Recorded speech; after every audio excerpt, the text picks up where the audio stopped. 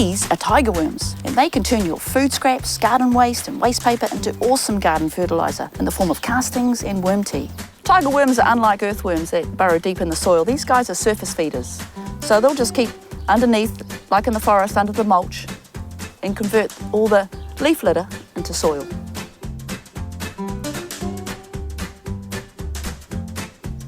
To get your worm farm started, you need some shredded cardboard, some old compost, or some coconut fibre. That's a good starting bedding material for the worms to live in. When first setting up, it can take several months to build a worm farm up to full capacity. Obviously, this will affect how much you can feed the farm early on. 250 grams of worms is the minimum you need to start a worm farm, and you can buy more worms to get the farm up to capacity faster. As this layer gets full, you can add on secondary layers. This will increase your capacity to continue worm farming. Oops. Once this top layer is full, then the castings in this middle layer can be harvested and added to your garden as fertiliser. Try to locate your worm farm in a sheltered, shady area in your garden that's easy to access. Here's a good spot. Feed your worm farm every 1 to 2 days and cut up your food scraps so they're about this size. Worms like most fruit and veggie scraps and things like coffee grounds, tea bags, paper, eggshells and even vacuum cleaner dust. They're not so keen on the spicy hot food, meat, milk products, breads and pasta, and large amounts of cooked food. Okay, we'll cover those up because the worms are light sensitive. This helps them come up higher into the food. So I've covered it with cardboard and just given it a light water, make sure that's nice and moist. Worms need a moist environment, but it shouldn't appear waterlogged or sodden. If it is too wet, pass a garden hand fork through it and then add some dry leaves or torn up paper. And this will help to aerate the worm castings and improve drainage.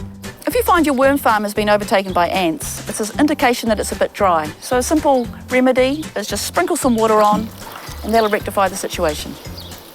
So the key thing to remember about any worm farm is that worms like air, they like moisture and they like darkness. So the castings, which are in here, should be as moist as a wrung out sponge.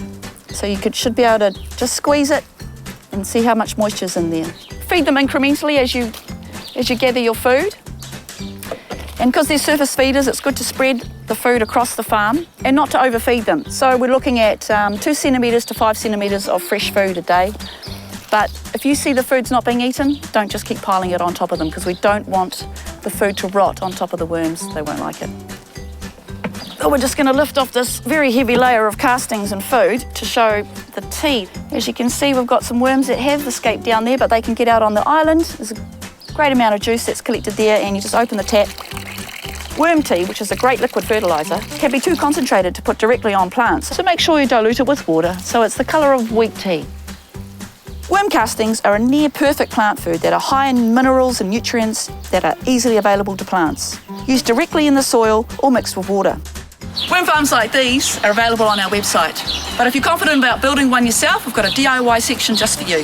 So key things to remember are keep it in the shade, feed in moderation, and allow your population to grow so you can feed more over time.